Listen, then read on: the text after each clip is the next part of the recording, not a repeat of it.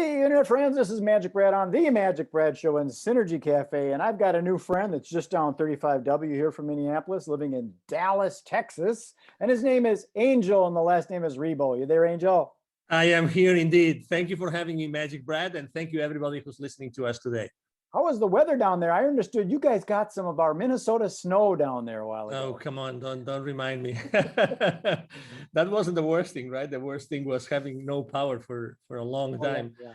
So weather today is we have some clouds and it's sunny, and we were 49 at the beginning of the day. So probably right now we are over 50.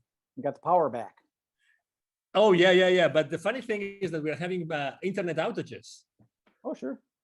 Yeah. So Also we have to get ready for that. Hopefully this will go smoothly. Yeah. Absolutely. No. I mean, the thing is, how to say this? You would never imagine that you would be 35 degrees inside your house. I mean, it's like crazy stuff. And how can we possibly do that?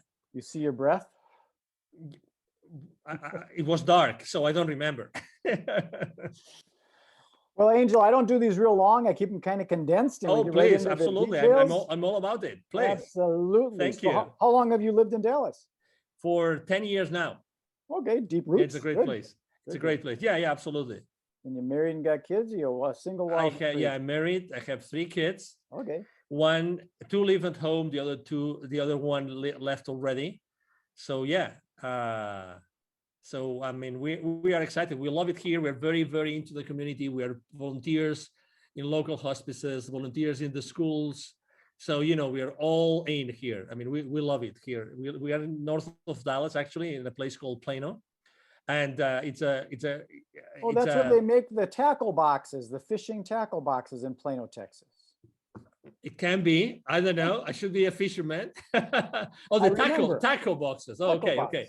Oh, okay. Yeah, I don't. I think it's the second person that has told me that before. It could be. But there's so many headquarters of large corporations right now. So many things happening in the area that probably like the ones that have lived here, probably they are more like acquainted with former companies, like companies that have been Sure. Well, here forever. I'm 63, almost 64 years old. So I'm talking way back when I was a teenager going fishing. I remember I had a plastic Plano tackle box and wow. Okay. Plano. So who would have thunk it? So tell us a little bit about. I mean, let me tell you something. We've been here for 10 years, and there's places that when we came here, there was nothing built. Mm-hmm. And as you know, Texas is the second largest state in the union. Ah. So there's so much space to fill, that we are in. I mean, it's amazing the amount of companies and headquarters that are relocating every single year. It's also fascinating how fast they can build buildings these days. Yeah, true. Yeah, very, not like very brick true. by brick by brick anymore. They take them big slabs and put them up, and poof, they got a warehouse. I agree. I agree. I don't know what's going to happen with the space, with the office space right now, with all the virus and everything. But anyway, people will figure it out. I mean, we're business people, so everybody figures out what to do with the surroundings. But it's a great area. It's an international area. There's people from many different places in the world here. Very important, high-tech industry. So again, multicultural. This is really a melting pot of cultures here in Plano, Texas. Do you consider yourself an entrepreneur? I do. In the business world? Totally. Yeah. You got that entrepreneurial spirit, and we will innovate and adjust. My background is in the event industry, events, travel, and tourism. Guess what? COVID doesn't like that. That said no. So I had to innovate, and that's why I'm doing a lot more online things like this, just staying out there, making it happen. So tell us a little bit about your business and what you do. Thank you. Absolutely. So basically, both corporate CEOs and established entrepreneurs, they hire me to bridge the gap globally for expansion and exposure. Basically, I help them grow or accelerate the growth of their businesses through strategies related to going global, basically. Mm-hmm. And basically, it's two very, very defined parts. One is, exposure. It's all about how do you get the right exposure in the right market at the right with the right target, right? Mm-hmm. And the other one is how to get, basically, it's more like business development. how to find the right clients or partners or partnerships or distributors or resellers. It depends on what service or product you're providing. So you work with a lot of different type of people, I'm sure. And Yes. do you run into like the old school guys that want to do like radio and TV because that's what works, and they won't innovate into a different way? Well, I haven't had that conversation, but I definitely deal with old school guys. And I think that everybody is so sensitive already about online, that, I mean, I have been offered myself to have a show on a radio station. But obviously then it's all about, I would have it if I could bring my clients on, and then I could help them, publicize their system, their products and services, right? So it all depends. It all goes down to the audience that you are serving. But I think that right now, even the older schoolers are really, they know that they have to be online. And to that purpose, actually, I use LinkedIn extensively. Yeah. I use as you probably have seen, I mean, I'm very active on LinkedIn. I have 27,000 connections. I literally interact with a few, over, now that I counted, it's over 1,500, almost 2,000 people on LinkedIn interacting every single week, literally. Wow. So yeah, I have it's where that's my world. It's where I, interact with everybody. Well, the reason I bring it up, because I'm in the event business, and there was a party supply store locally here, and the old school guys, they've been around for like 30 years or something like that. They wanted to do radio ads. They didn't really want to put money into this social media thing because they wanted to do the old radio. And you could take that money and you can really put it into a much better place online these days when you understand that kind of thing. Some don't. But it's a great way of thinking still, because so the question that I like, I'm not the person that asks, can we do this or can we do that? Like, close-ended questions. I'm more the kind of guy that asks my clients, my partners, I ask, how can we? Yeah. And I think that at the end of the day, the main reason why they wanted to be on radio shows or let's say the classic radio, is because of the human touch. And for instance, the other day I was having a conversation with an entrepreneur. He wanted me to help her launch a show online. And actually we ended up thinking of how do we make this show online as the old radio shows in which people they would never miss the show. They already knew at what time it was every single week. Right. And they wanted to be there, and they wanted to make phone calls to the show and actually ask them questions live, these kind of things, and then the radio shows were many different things, but number one, they were informative, but more importantly, they would accompany you, right? They would be your buddies. You know what I mean? If you felt kind of alone or you didn't know what to do, you would go to those programs because you like the host or co-hosts, right? And it's a place where you wanted to be heard and you were curious about the questions of others. So if you realize this, it's like, how do you keep the human connection alive, having an online interaction? That's the question I'm answering myself for my clients every single day. That's exactly what I do. Yeah, it's the human engagement, and like you said, the Q&A kind of thing where you're actually talking and solving problems, and so it might be more applicable. So it's always good to ask those open-ended questions, the who, what, where, when, how, why, to get information in rather than saying this is the way it should be. Yes, sir. Exactly. Are there any specific niches that you work in? Do you work in like that's a great question. Real estate? That's a great question. To be honest, historically I was working with literally every single industry. Today it's more related to the mindset of the owner, CEO, entrepreneur, more than to any industry. I really don't think there's any industry I have not worked, to be honest. So you prefer to work with the owner operator rather than going through the red tape of the committee and the board and all that kind of stuff? No, that's a great question again. No, I don't mind, because I'm good. I'm good physically. Let's say I like to have the face-to-face, Yeah. So that's where I am really, I mean, if I may say, right, humbly speaking, good at. I'm good at being face-to-face with people, talking to people, listening to people, and understanding what they want so that I can provide them with what they need. So to your question, I really like when there's a structure already in place, because that makes things easier. But that's for corporations, right? But I work a lot with entrepreneurs. So, it's all about the mindset of the person you're working with rather than the kind of company, either size or industry, really. Sure. Yeah, because sometimes people are concerned about their competition. Yeah. And maybe there is no competition. You're just in your own lane. Depends on how fast you want to drive.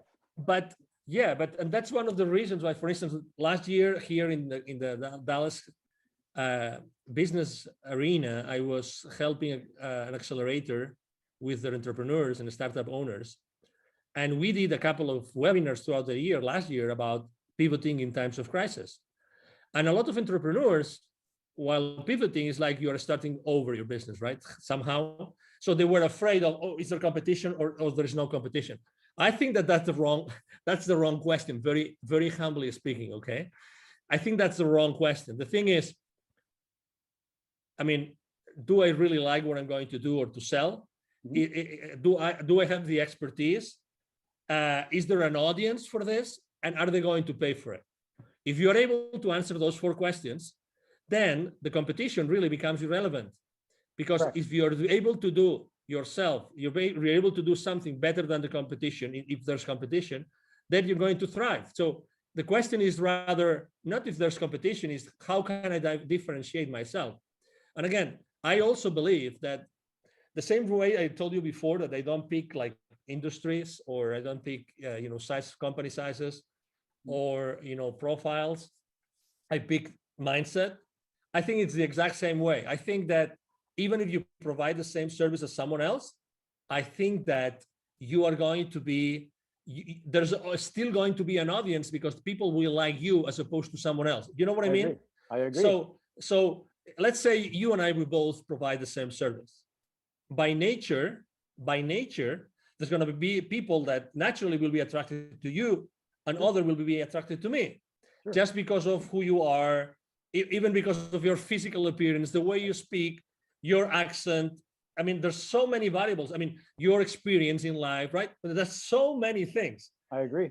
That's why I think that it all depends on how badly you want to do this, how really enthusiastic and passionate you are about providing a specific service or selling a specific product, rather than the competition. I'm very skeptical about cutting someone's wings because of the competition. Very skeptical. Yeah, I've never really understood the competition in business, because if you look at it, McDonald's and Burger King and Coca-Cola and Pepsi are still there. So nobody's won. There is no goal. There's no end goal like there is in a sports game, where there's a goal and a time that runs out.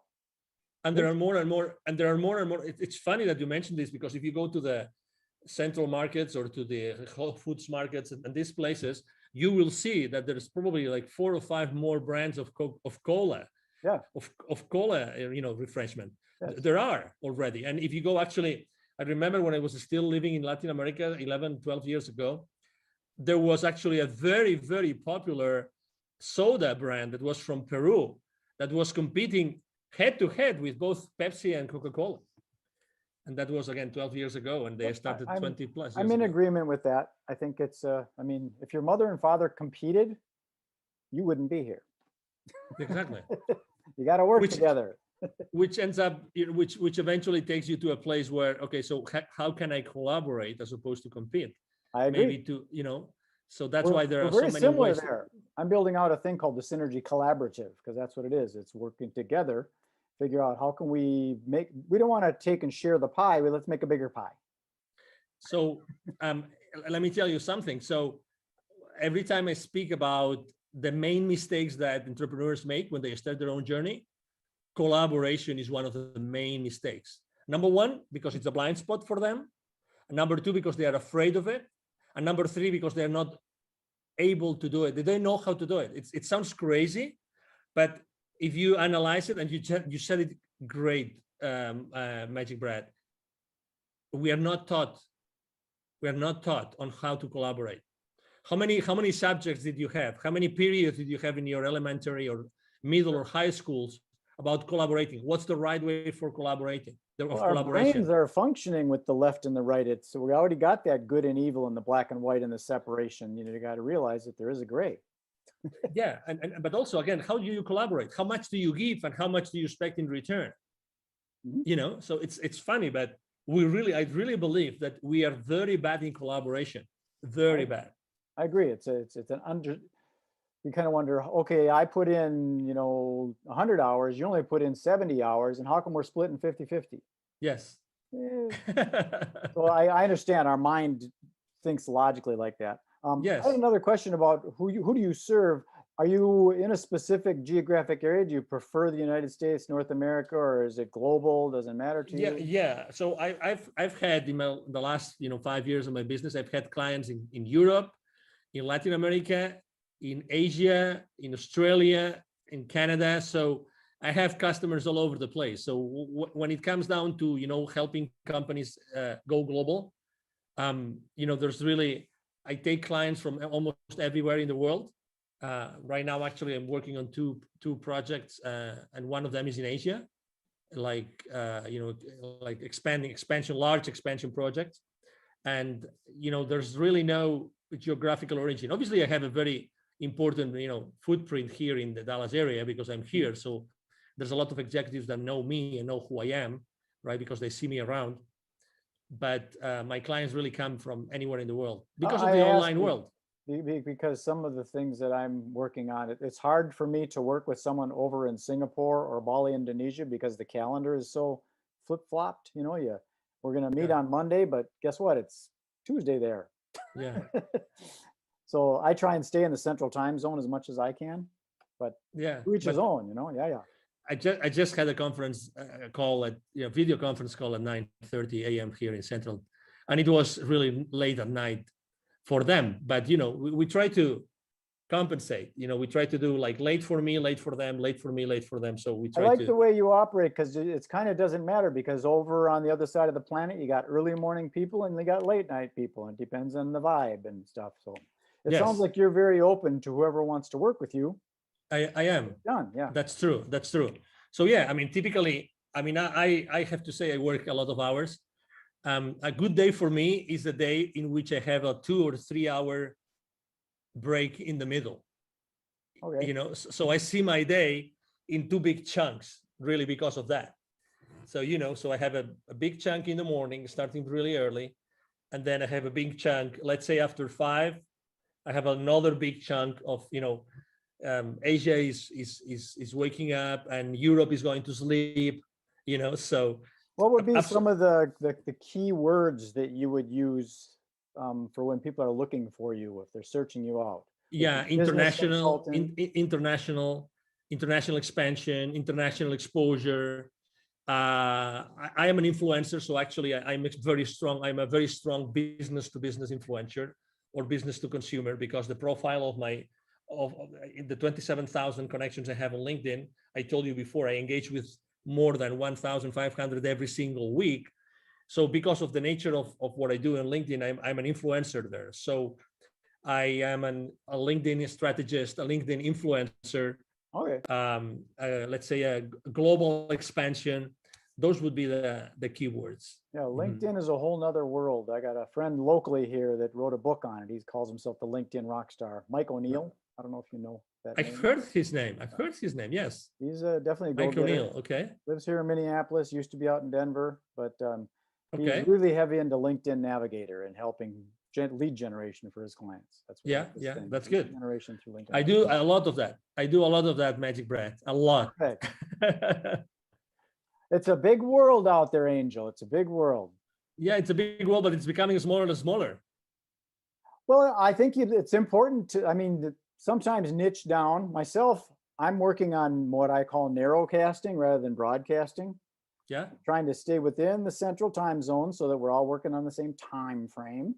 And in the event industry, so I'm specific to the event industry, ideally right here in the Twin Cities. So suppliers of events and people that plan events.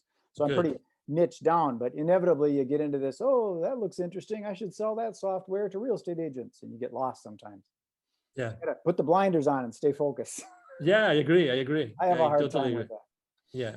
So tell us, how do we get a hold of you if someone says, that sounds interesting, I want to expand my business globally? How do we get a hold of Thank that you. angel guy? Thank you. Absolutely. So it's very easy. As I said before, I'm actually very active online. So it's going to be, if you Google my name, you will see all my social media outlets and posts every single day, every single It's right day. here, Angel Rebo. Thank you. Yeah, that's my LinkedIn profile. Right Thank you. there. If it looks like that, that's where you go. Exactly. Thank Already. you. Well, So you can go to LinkedIn but the easiest way to reach out to me directly is through my email address. Every single day I answer every single message. I have a team behind me. Otherwise it wouldn't be possible. My email address is very simple. It's Angel, like my name, Angel from Heaven, right? ANGEL, and then at angelrebo.com altogether. Angel Rebo, my last name is spelled like RIB as in boy O.com. Again, Angel at angelrebo.com. That is easy. 4 letters, Rebo. Yeah, very easy. Very easy. Well, Angel, I'm going to sign this off and then beam it up to the you. universe and propagate it out to that Thank global international world. And we'll see if we can hook some fish. Magic Brad, it's been a pleasure to be here. Thank you for the opportunity to be, in front of your audience and to be able to have this conversation. I really liked it and enjoyed it. As you said, it's very natural. I think that it's people are really want to see or listen to authentic conversations with no hidden agendas nor anything, just being yourself and myself and being ourselves here, trying to inspire. And everybody listening to us, obviously, thank you very much for being with us today. I agree. I think a lot of the business gets closed on the golf course or, at the watering hole as opposed to in the seminar room. I agree. Okay, Angel, thank you very much. Be well. Thank you. You have a good day.